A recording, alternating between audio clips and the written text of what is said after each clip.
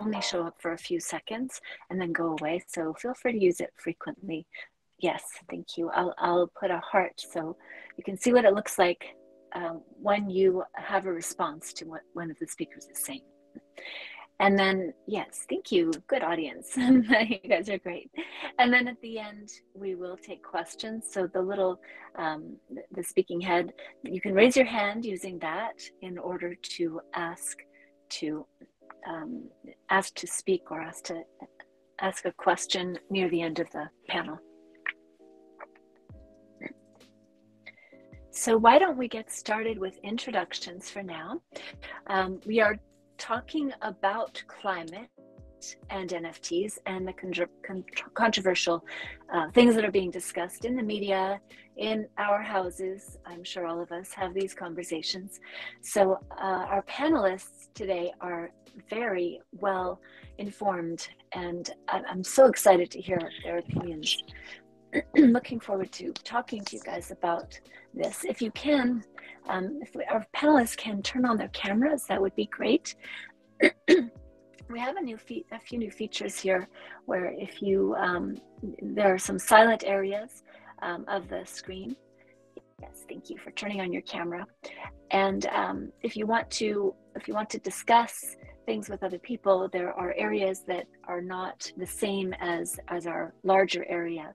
So you can move over to the door area if you want to have a, if you want to talk to someone separately, you can move over there. But in the meantime, let's get started. I see our audience is filling in. Just going to remind you again that you can always express your responses to the speakers using the happy face at the bottom. Different emojis are down there. So whatever they make you think or feel free to express it there with an emoji. And let's get started with introductions. So I'm going to invite you all, my panelists, my illustrious panelists, I'm going to invite you all to introduce yourselves, and we can start with Joseph. Hello, everyone. Good day from Vancouver, Canada. My name is Joseph Pallant, and I'm the Director of Climate Innovation at EcoTrust Canada and the founder of the Blockchain for Climate Foundation. And at Blockchain for Climate, we are working on, we built a platform, we call it the BitMo platform. I'll tell you more about that. And we're working to put the Paris Agreement carbon markets onto the blockchain using ERC 1155 non-fungible tokens to enable creation of 1-ton units that can be bought, sold, or traded, but each of them carrying all of the important information around the quality and the qualities of that carbon offset. So really using NFTs to be able to capture rich information and pack it into a token that can move into anybody who's got an Ether wallet. Yes. Thanks, Joseph. Yeah, and we'll definitely dive into that a little bit more. I hope. I have some questions already. Let's go to John. John, would you like to introduce yourself? Yeah, sorry about that. I was literally just trying to get my headphones on. I realized I was speaking through the phone. But nonetheless, so my name is John O'Sullivan. I am the head of business development for Project ARC. My background is, nor am I an artist. I failed finger painting in kindergarten, but my background's in international development. So how do we use private sector solutions to solve societal challenges? And I'm of the firm belief that NFTs and Web3 technology provides us an opportunity to not only diversify the funding streams for impact organizations around the world, but also help them tell a story. I think one of the most powerful things we can do is tell stories that matter and bring people into a community where they are active, engaged, and keep coming back. Because too often in charity, do we send our $20 a month and we get a little newsletter every quarter? And that's not enough. We can help people feel engaged, like they got skin in the game, like they can see the results of the impact projects on the ground. And that's sort of the magic of Web3 and art. And happy to delve into that more. Great, thank you. And I see Mihai is back. Mihai, would you like to also introduce yourself? Absolutely.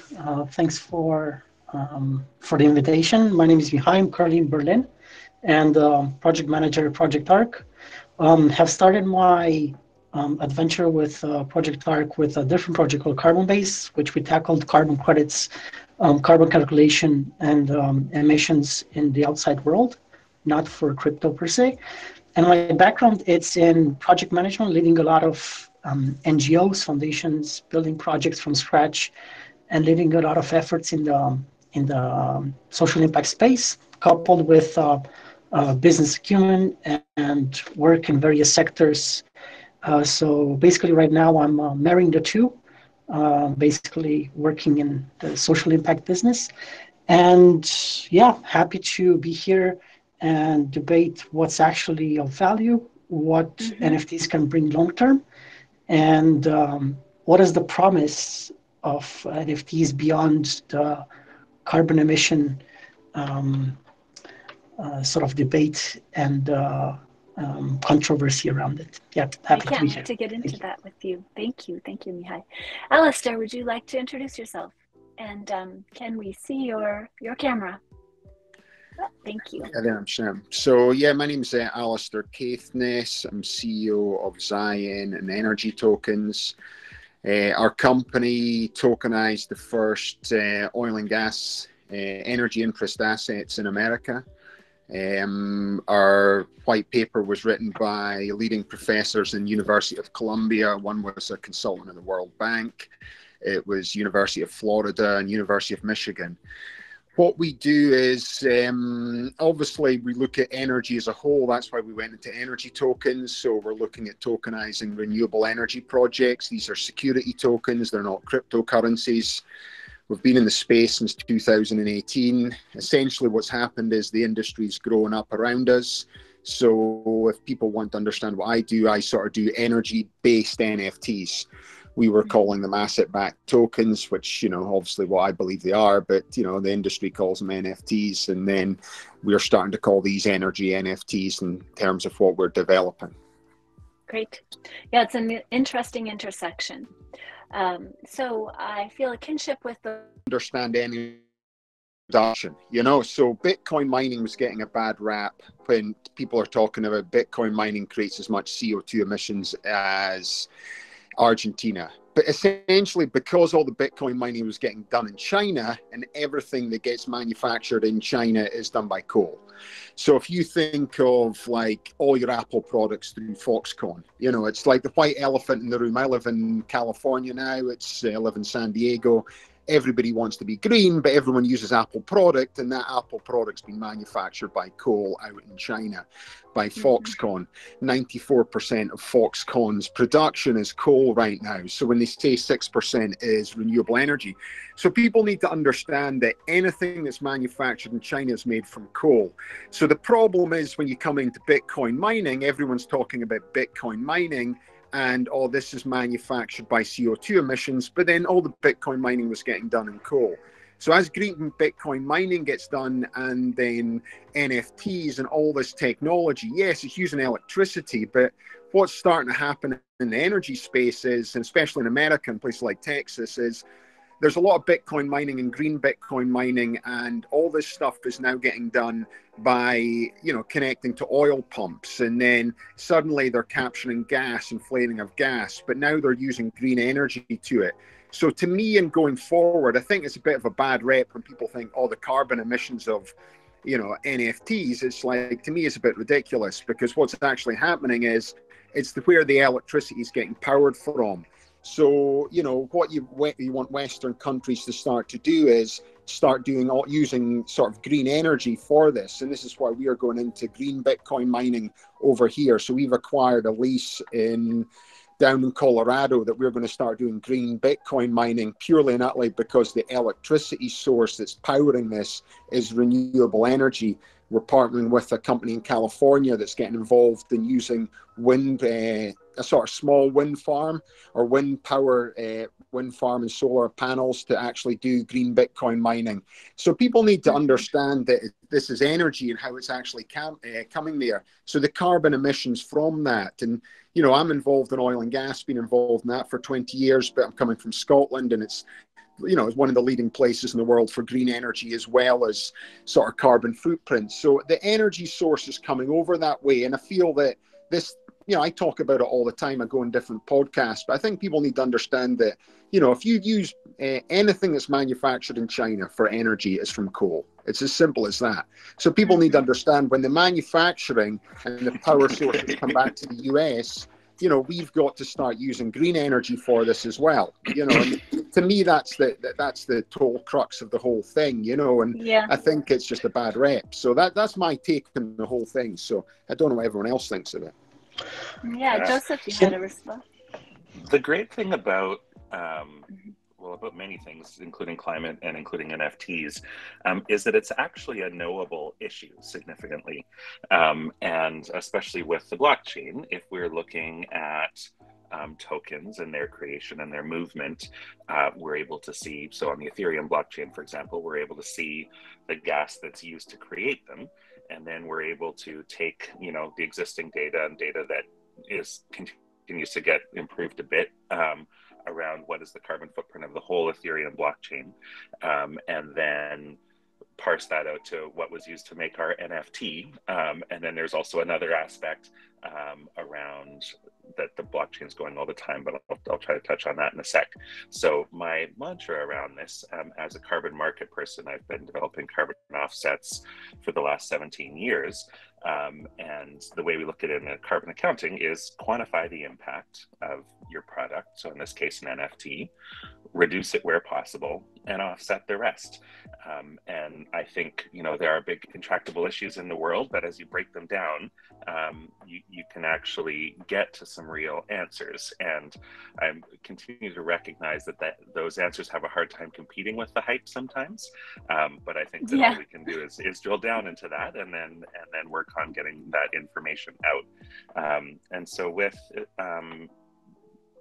NFTs that are created on Ethereum, they are currently on a proof of work blockchain. And so that does use a lot of electricity by design.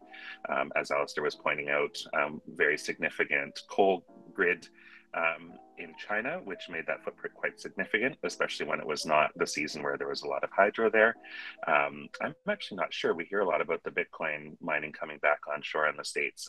And I haven't heard it as much about Ethereum, but anyway, that has a carbon footprint.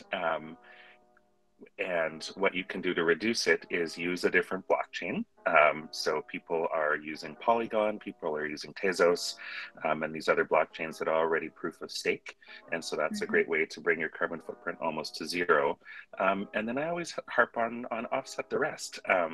If what you're doing has a carbon footprint and you're sort of the best person to take responsibility for it, you can use this tool of a carbon offset to fund real projects that are deploying the technologies and processes that we want to see in the world all around the world, and you can pay for performance for getting a ton of carbon out of the atmosphere.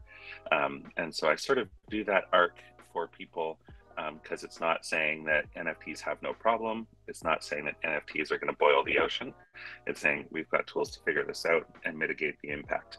I do want to say one little piece on a recent example that has made me a little less confident in, you know, one's technocratic ability to convince people of something, because I've got to talk about this issue and how we can do these steps. But the World Wildlife Fund did an NFT drop last week, and they did it through WWF UK and through the German arm, and the German one especially put out beautiful NFTs, kind of a variety of different artists, and they did the number of individual NFTs for 10 different endangered species based on how many of those species are left in the wild. So I think there were 620 Siberian tigers, Amur tigers left in the world. So they made that many NFTs, and I bought one, and it's beautiful. But they used the Polygon blockchain. It's extremely low carbon, and they got absolutely pilloried for it. They got absolutely raked across the coals. The UK one withdrew what they're doing. They're no longer offering those NFTs. And it is this sort of, you know, this mob of people who are saying things, including that the NF, you know, it's going to boil the ocean. And I did some calculations. There's a chap, Alex DeVries, who runs Digiconomist and does really helpful quantification of the carbon impact of Bitcoin and blockchain. And he did a very rough calculation, which was actually kind of poor. But even with that, it came out to the fact that entire NFT drop, which was going to raise like $3 million for endangered species, had an 11-ton carbon footprint. People are like, ooh, 11 tons, but that's 11 telephone poles. That's a car on the road for 2 years for, you know, millions of dollars for conservation. And so because people don't understand, you know, what's 11 tons, what's 11 billion tons, they're able to be kind of actively fooled, even in this case, by digiconomists, which I thought was quite sad. So yeah, Yes. it's a real issue, and it's great we get to dig into it. Yeah, Sorry, it sounds like we're very passionate about this. I would love to hear from someone from Project ARC, either of you, or Yeah, both of I've you. been nodding my head along because it's just it's so frustrating.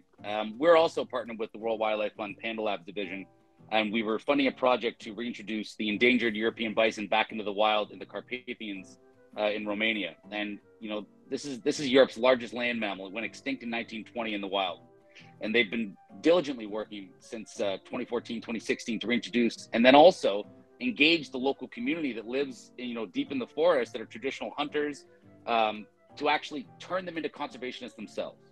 And so I think, just as the other panelists were saying, there is a knowledge gap here that exists, where people, it's very easy to quantify emissions. It's very easy to get big numbers out of blockchain because it's transparent. You can track every single thing. But what is the emissions cost of doing anything, right? What is the emissions cost of sending physical food aid to a humanitarian crisis? You're not going to say don't send the food because people are dying, because there's an emissions cost of tankers. You know, 10 tankers are equivalent to millions of cars. You know, there's relativism here. And I think there's a cost benefit analysis that the NFT space is not doing a very good job at conveying. And one of the things that Project ARC has spearheaded is a group called the Impact NFT Alliance, and where we want to bring together all the different Web3 actors and, you know, the best people in the space to help, you know, drive this narrative, because there is so much more opportunity and wealth to be created for these organizations. Listen, if we lived in an altruistic world where everybody was going to donate out of the goodness of their heart, then NGOs wouldn't need to exist and we would have solved all of our problems. But that's not the case. So NFTs provide an opportunity to provide different incentivization structures and value propositions to people to get them into the conversation. Excellent point. Like Project ARC, I have this saying I came up with. You tell me if it's bad or not. But I say art is political, money is power, and together it's a movement. So if we can galvanize and educate and inspire and bring people into the conversation, and while also providing them value, you know, we have a real shot at actually creating more value for these impact organizations. I talk to 5 new conservation groups and NGOs a week, and every single one they say, okay, well, I've spent 2/3 of my week trying to fundraise for the next $10,000 grant. We can't talk about our failures because we're scared of, you know, sharing best practices, because we're scared of losing the next round of grant funding. COVID shut down all of our fundraising efforts. And then when we do get a $1 million donation from a rich guy, it comes with a 400-point checklist that just turns into a vanity project. So how do we give them the opportunity to not only diversify their income streams, but help them tell a story that inspires? You know, like we've all seen that Sarah McLachlan commercial for, animals in cages, and we donate $20. The doom and gloom is not the best motivator. Guilt is not the best motivator. How do we connect with people to show them you can be a part of a fight that is meaningful, and you can stop, this crisis, or you can help fight it? So I think emissions are quantifiable. Biodiversity is something that is trying to be quantified. But what is the cost of losing an elephant? What is the cost of losing a rhino? And I think that we're losing 150 species a day. I find myself in the uncomfortable position of having to, of agreeing with all of you passionately. And since nobody's disagreeing, I'm going to have to take the other side, which is not going to be fun for me. So Mihai, you're my last hope. Can you tell us why NFTs are bad and energy, they take too much energy? Okay, let's play the devil advocate here. So going back to, I'm just going to go back to Alistair's point that everything started with Bitcoin, right? Proof of work, very bad for the environment because it uses CPU power. There's a lot of energy, and the more the network has been increasing, the more computational power was needed, right? So it's an increase in efficiency. And everything that we see, especially in the social media, works on memes. So you have the meme circling around that vaccines cause autism, and then they're spread by the wrong kind of people. They're not combated, and you end up with a portion of people believing that vaccines cause autism, and then you have the anti-vax movement. if we were to look at Ethereum, which uses the same proof of work mechanism, it's easier to look at NFTs because they have this meme format, right? You have a profile picture type of thing, or you have an art piece that it's easy to recognize, easy to spread, and easy to share. But you don't look at the transactions that happen because that's very abstract. They're just numbers on a ledger. And I believe that NFTs got a really bad rep just because they're easier to illustrate and be shared as memes. And because in the media sort of puts the spotlight on every big sell because that's what sells, right? And you get to have people looking at it as saying, oh, NFTs are bad because look at all these Ponzi schemes, without realizing that there are a lot of NFT projects out there who do good. But because the entire spotlight is being taken by the big actors, it's harder to showcase the impact that it's being done. And I'm not sure if I'm super helpful on being the devil advocate. I think the only thing is that NFTs are easier to spread as memes, and that's how people got to have that as a bad rep. And because people associate NFTs and they don't think about Ethereum, Polygon, or they don't know the difference, that's how we ended up with WWF UK having to close down their collection because people were commenting, oh, you're doing NFTs, you're bad for the environment, without even having time to educate people on what's the difference between, Ethereum and how does Polygon alleviate the emissions. So, live by the sword, die by the sword. That's a great point that I hadn't really, fully digested, which is, the undoing, if it were, of the reputation of NFTs is embodied in the actual way that they act as memes. That's a really great point. I appreciate that. Can you expand on that a little bit, Alistair? It's exactly what you're saying. The problem you've got is that people just see this as, because it uses electricity, and then because it's not within government control and media, and then, you look at the media right now anyway, you come to America, you go to like Fox News, you've got people like Sean Hannity and Tucker. They're old school people that are controlled, and they're giving one soundbite that people want to understand. They don't understand. See, the great thing about NFTs and carbon tracking and what the people do in the panel is we're actually going out there and you're actually trying to track carbon down to a granular individual level. And that's what the blockchain can do. So when people start tracking this at a granular level, it's like NFTs are now opening this sort of Pandora's box of what's actually happening. And people out there who just go along their daily life, buy their Amazon products, go mad if they can't get their Amazon thing within 24 hours, not realizing that this Amazon product, the carbon emissions of this Amazon product is massive. Because why is it getting manufactured in China and then having to come in some massive big tanker and then shipped across here to come here? People don't even realize that. They don't even think about that with their Nike products. They don't think about this Nike product made. Nike are moving manufacturing plants from China to Vietnam because essentially the regulations are less. So the carbon emission for your Nike sneakers are going up, not going down.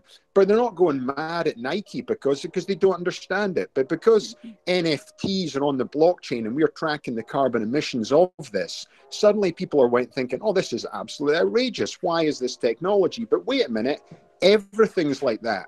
So you need to flip it 360 and just start look, or 180 and start looking at what's happening. Is what NFTs can do is they can track on a granular level carbon emissions right the way down. Now, people might not like what they're seeing, but this is the future. And to me, it's like what's happening with this technology of the blockchain and NFTs, just one part of it, is just creating a spotlight on the world's carbon emissions. And up until now, the general public weren't able to look at this at a granular level. Now we're looking at this at a granular level and we're suddenly thinking, wait a minute, Ethereum's better than Bitcoin as a blockchain. Polygon's actually better and Tezos is better than Ethereum in terms of the CO2 emissions and actually operating this blockchain. But wait a minute, everything else can go on to this technology and we can track stuff at a granular level. And the sad thing is you know, governments, media, they don't like this because suddenly the general public have got access to this information, and it's just at its very infancy. And then what I think is going to happen in the next 5 to 10 years is we're going to be able to track the carbon emissions using NFTs or the same technology as NFTs on a granular level. And it's going to come to the point where the general public are going to say, well, wait a minute, that's NFTs. What about my Nike sneakers? Wait a minute, I'd rather have my Nike sneakers manufactured by a wind turbine and using the power for that to make it than a coal plant in India or a coal plant in China. And it's just this technology coming through, you know? But that's it. To me, that's what it is. Yeah. Yeah, or a coal plant in America, whatever you want to do. But it's just basically the technology's available for people. And it's like suddenly this information age of the blockchain is just coming up. And, you know, we're talking about it in a negative concept. And you're trying to play devil's advocate. But it's easy to point at this because NFTs are going out there and they're saying this is the carbon emissions of this NFT, and people don't like it. But wait a minute, what it's doing is it's bringing a spotlight to the whole subject area. Exactly. You're raising a really good point. So the question I have, which I've had for a while, is who's benefiting? What is driving this attack? What is driving this dominance of negative sentiment about NFTs, about Bitcoin, about cryptocurrency? Who's actually gaining from it? Or is it just, I mean, what you said, Alistair, is it's pretty much just a natural evolution. We're seeing a spotlight. So suddenly it's like everything is corrupt, but if you shine the spotlight on one's particular area, and suddenly you can see that these people are, to use an analogy, this set of people is taking bribes. Suddenly everybody's like, oh no, they're corrupt. But it turns out the whole system is corrupt. And that's just well, you just want to shoot the messenger. See, NFT is the messenger. NFT is the messenger. Wait a minute, NFT is the messenger. Let's shoot the messenger and shut the whole thing down. Exactly. But NFTs is the future. Is it accidental? Oh, she's gone. Is it intentional? I've got to hop to present on a forestry conference in 2 minutes here. It's been really a delight to speak with you all, and really amazing to learn about Project ARC and Alistair, your energy work, and love to stay in touch and join that coalition of Impact NFT folks. That's really exciting. Thank you so much for the opportunity to be on this, and really amazing to use this tech. I really love the platform and hope to see you all soon. We got lots of things to talk about, my friend. Let's stay in touch. Yeah. Okay. Nice to meet you. Thanks for joining us. Okay, bye. To add on to that question, I think it's multifaceted. So your question was, who's benefiting from this FUD? I think at the end of the day, there's a multitude of personal interests that are causing this. If you look at a lot of the conversation in the NFT space, like when Clubhouse was really blowing up, it was actually funny that it was Tezos and Cardano and all of these proof-of-stake blockchains that had a very defined incentive to take down Ethereum and OpenSea, because that would eliminate their market share and people would get on board with them. Not to say that what they're saying was wrong. There was an emissions profile on Ethereum, and proof of work does have a problem that needs to be solved. But what I think is fascinating is that nothing moves faster in innovation than the blockchain space. A couple of mean tweets from Elon, and all of a sudden ETH 2.0 moving to proof of stake got moved up 2 years. I mean, we'll see if it happens or not, but this is the speed with which we work. What was true today was not true a week ago, And so I think also easy to pick on blockchain because it's so transparent, because the unintended consequences. And again, I did my master's at the Institute of Development Studies in business development globalization. And we had a very famous professor who told us, if any of your Fortune 100 companies actually factored in the full environmental costs, only 3 or 4 of them will be profitable. So nobody is actually factoring the true emissions cost because it's just so complex throughout the supply chain that it's hard to rationalize. But it's easy to track energy usage and GWE on an individual NFT transaction. But I pose the question this way. If I'm supporting a group called Saving the Survivors, so they actually rehabilitate endangered rhinos that were victims of poaching, if I can put $1 million in their pocket to pay for the medical bills to save an endangered species, are we going to say no because it has the same emissions profile as a cruise ship traveling 10 kilometers? No. It's silly. It's a silly argument. Like, we need to start doing a cost-benefit analysis, because at the end of the day, there's another tool in the toolkit for these organizations to find the support and funding that they so desperately need. Great. Yeah, does anyone else have some, that's a very good point that you raised. Does anyone have an opinion he on... raises, that is the exact point. See, the thing is, what people need to realize if they're listening to the audience is, you know, you can track CO2 emissions on the blockchain. So we're working with a company now that's going to be able to granularly track the CO2 emissions of essentially oil production in America. Now, you know, people need to understand that when we move away from using oil as the source of our fuel, we're still going to be producing oil for plastics. And then if we find another replacement for plastics, we'll still produce oil for lubricant for machinery. So it's going to be around forever. It's just not going to be our major energy source for transportation. But now you're able to track the carbon emissions on a granular level. Now, the person we're working with, he's already involved in green NFTs. So he can actually, if he creates an NFT for you, you know, he's going to go out and plant trees down with the Honduras government to do this, you know. So you can essentially use him. He'll create a green NFT for you because he'll plant trees down in Honduras to offset it. And he's wanting to do this into the energy space as well, which is interesting. But it's just this, what you're saying is, it's like the Pandora's box has been opened by this technology.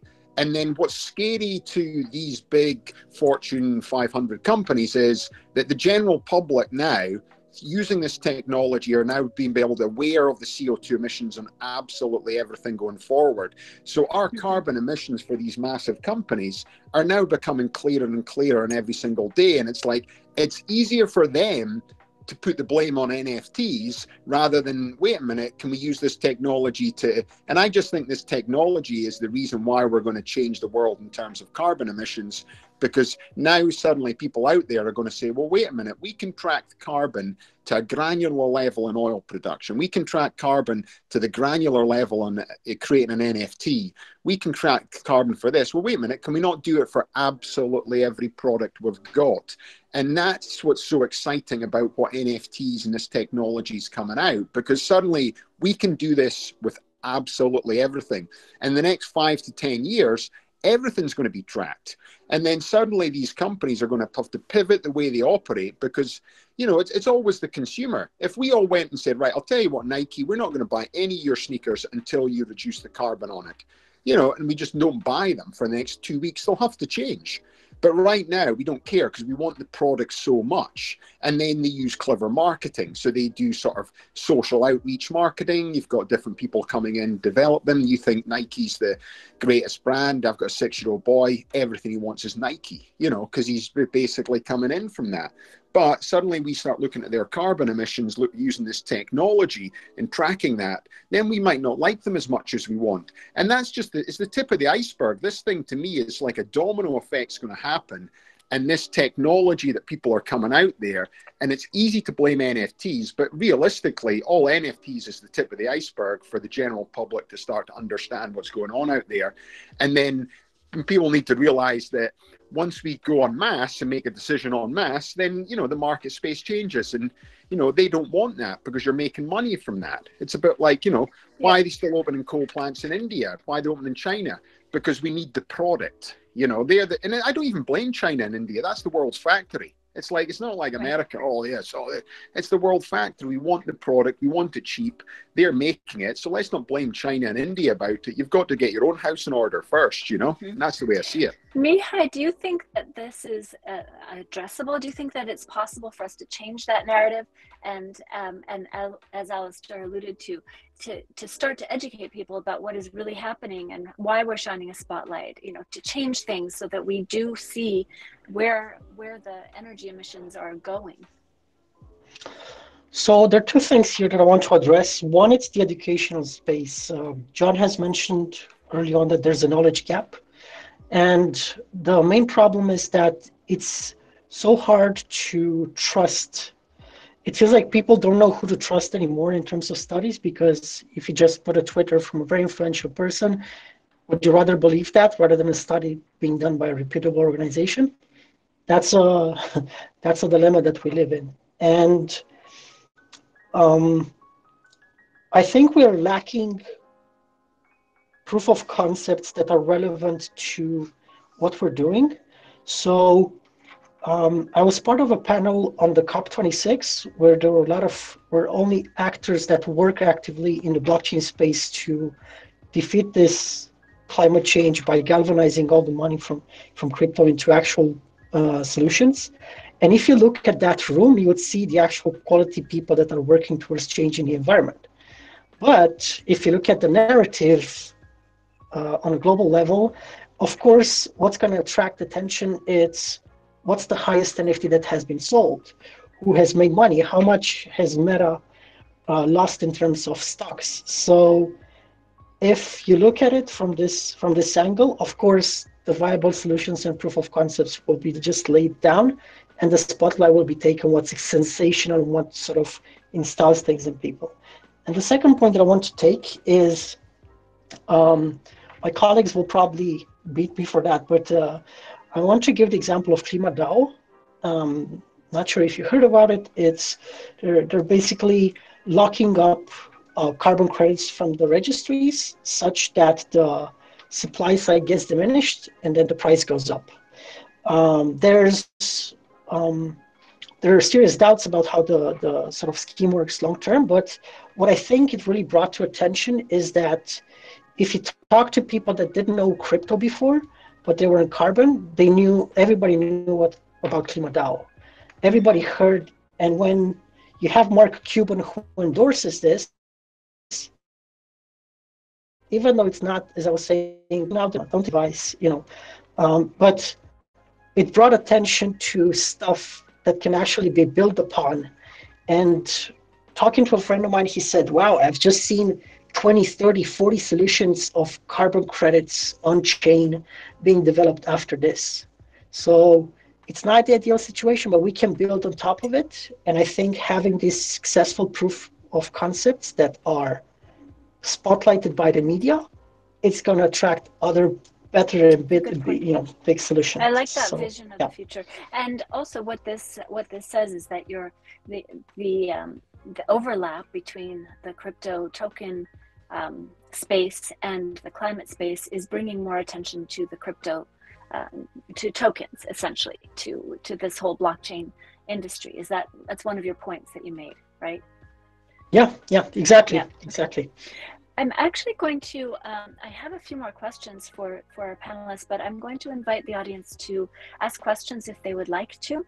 But please keep your question fairly short. We don't need a long story and background. If you can keep your question under 30 seconds, that would be ideal. And I think we have a question from Dennis. So I'm going to invite Dennis up to the stage. Dennis, can you move up to the speaking area? One click there, Dennis. I struggle with it too. One click and you move. I don't know. Maybe you can find Dennis. So until we. There we go.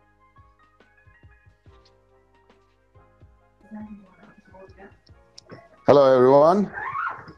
Hi. Hi, Dennis. Interesting discussion. Sorry, I missed it. This is Sean. Yes, hi, I'm Sean. I'm founder of the NFT club here on this platform.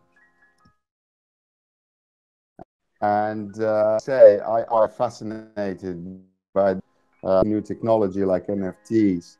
However, it's clearly the impact, which I think have been discussed at length of the emissions at COP26, is certainly a concern. So do you think environmental NFTs, we're going to see environmental NFTs in the future? I think they're here, 100%. At the end of the day, proof of stake technology solves a lot of these issues. The argument that was made against the WWF on Polygon, which is a layer 2 solution, was that, well, it's still connected to Ethereum. So as soon as we solve this proof of stake versus proof of work argument, there is no more emissions question. I mean, it is nominal and comparable to any other technology out there. Now we're so focused on the negative. Let's talk about the possibility. So one thing that we're building here at Project Dark is called the Greenverse. We have an agreement with the oil extraction company and the government in Greenland, where, by the way, it rained for the very first time in human history just last month at Greenland's highest point. Greenland is the canary in the coal mine for climate change. There's 7 billion barrels of oil trapped under 800,000 square hectares of land. We are going to tokenize it. We are going to create a new carbon credit economy. We're going to put 30% back into the communities and the biodiversity projects on the ground, and we're going to buy back the drilling rights. And we're going to put these tokenized assets in to back up metaverse land, whether we're working with Decentraland or Superworld or CryptoVoxels or the metaverse that we're building ourselves. We are able to export this, what we're calling preserve to earn model, around the world. Anywhere where there is a vulnerable ecosystem under threat of extractive industry, we can help them. It's a way to put digital ownership and value creation into physical land. Because if you own 1,000 square miles of land, how do you make money off of it? You develop it, you take resource out of it, you typically don't keep it the same. So let's say now we're buying the drilling rights off of an oil company.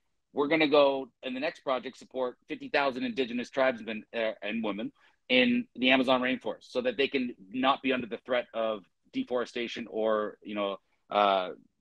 agriculture. We can preserve the land. We could buy 5,000 coastline miles of waterfront, and then again give money back to local communities, the local leaders, the conservationists. And then also, on top of just the financial new carbon credit economy and like natural asset economy, we can build out NFT art programs where people can actually feel connected and inspired, because we're putting the money behind these projects by selling to companies and retail so that they can buy these quote unquote metaverse backed land holdings.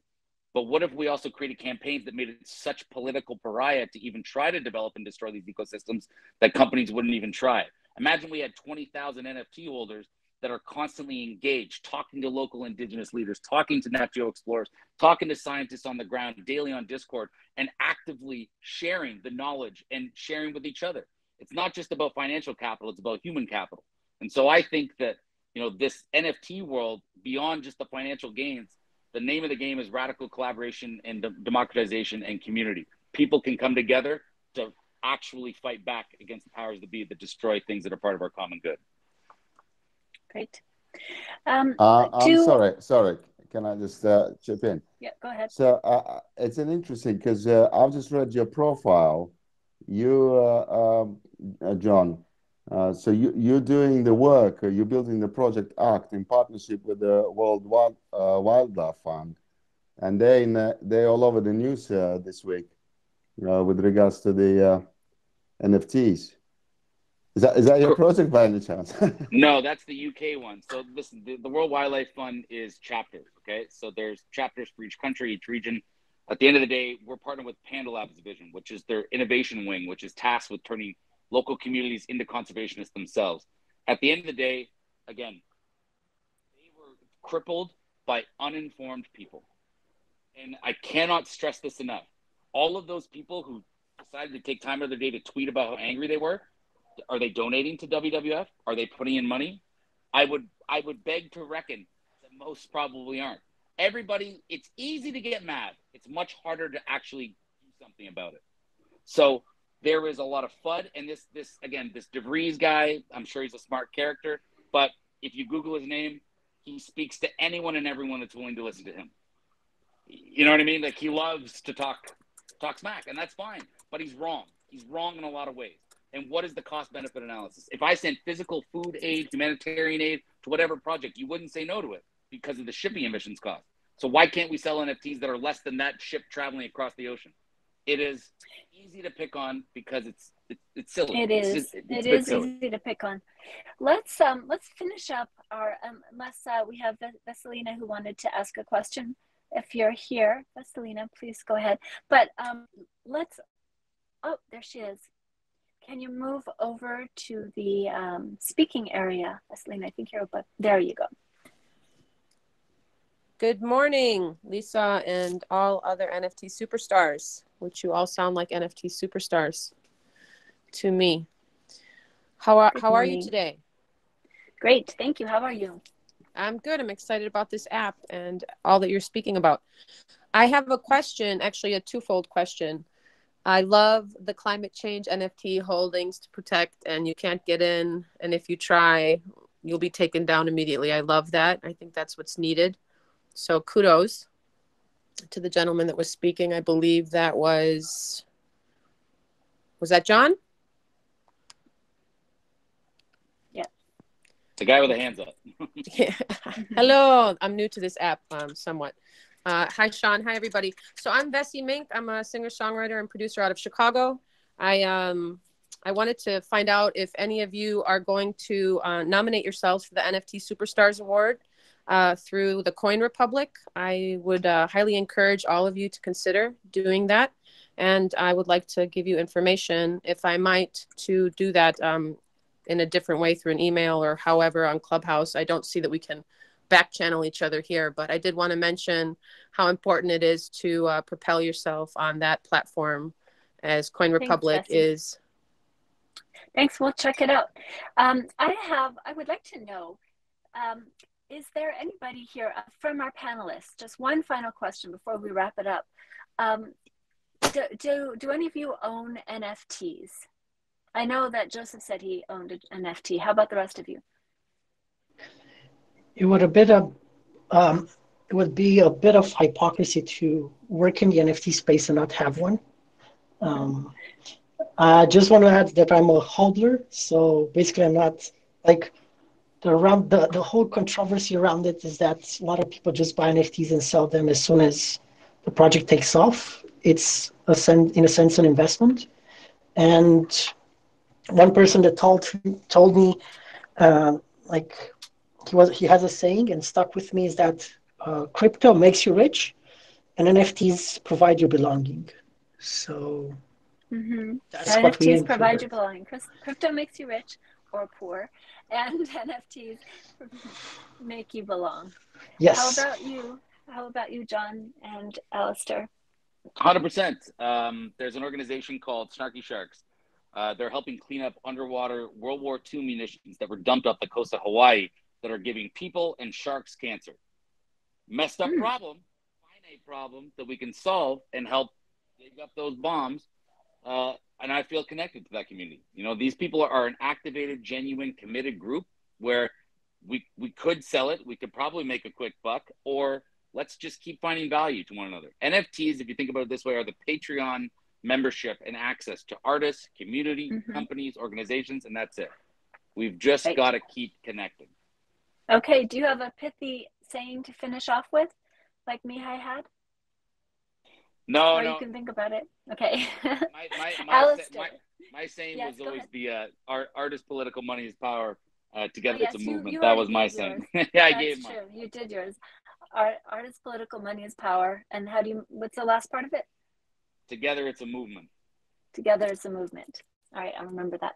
Alistair, I know you have a saying, but tell us first, do you own NFTs? And if so, why? We're not hearing you. I think you might be on mute. Yeah, sorry. Just getting used to that. So yeah, I own NFTs. I own cryptocurrency. I've been involved in the space now since 2018 when we did our first white papers about this. It's just that for people to understand, it's a technology change. So the blockchain's a technology change. It's going to change the world in so many ways going forward. NFT's just part of this change. Transparency, which they talk about, this is the key part that's actually happening out there. Then, you're speaking about tokenization there. We were involved in tokenizing stuff. I ended up being a consultant to the Libertarian Party and worked on a project with John McAfee and guys from Bitcoin.com, where we looked to tokenize the federal assets of America. It was called Americoin. And then rather than have universal basic income going forward, it's actually called tokenized asset distributions. So that was like a monetary policy. But really what it is just a giant NFT where you tokenize the federal assets of the government. In the government in America, you're looking at about 54% in the land, which is $271 trillion. And then everyone would have ownership of this massive essentially giant NFT or tokenized asset, and the distributions of it would actually fund a level of free healthcare and free education going forward. And that's just from a political sphere that I was being involved in and still involved in developing that policy.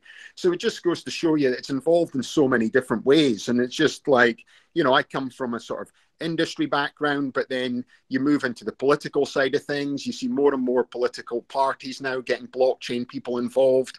And I just think, you know, NFTs is just the start of this technology, or it's not the start of this technology, but what it's doing is it's making this technology mainstream. And for everyone out there, there's just going to be so many use cases. In the same way the internet started with email, and 20 years later, we've got millions of use cases. You know, the blockchain started with Bitcoin, and then there's other Ethereum, then other cryptocurrencies, and now there's NFTs. And 10 years from now, who knows what's going to come from this technology? And that's what's so exciting about the space. Cool. Do you want to give us your saying that we can, soundbite that we can remember? Soundbite to remember? No, that was my soundbite. So how about your favorite quote from Dr. Seuss? Oh, Dr. Seuss, you know. Oh, yeah, well, I've got like multiple different ones, you know. It's because my oldest boy's autistic. So I'm involved in Autism Speaks and, you know, pushing that there. So, you know, so it's just different things from that as well. So, you know, I feel the future is bright for everybody. Awesome. Thank you so much, everybody. This is obviously a topic that we're all passionate about, and it's not where we want it to be right now. So let's hope that we can gather again in 6 months and have a conversation about how far we've come. That's my biggest hope. So thank you so much, everybody, for being here, and I really enjoyed the conversation. Yeah, thanks very much. You. Have a nice day. 6 months. I've connected with most of the people in the audience, so send us a DM, send us a message as best you can. I'll update my profile and make sure that we can all connect. Okay. Thank you very much for the invite. Bye-bye. Thank you. Hey, Bye-bye. John, let's connect also. John, are you there? Yeah.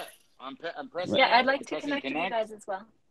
Yeah. Let's all yeah, have it would be interesting to have another conversation. Yeah, John, sorry I didn't catch all the entire session, but would love to have a discussion with all of you. Thank you for coming.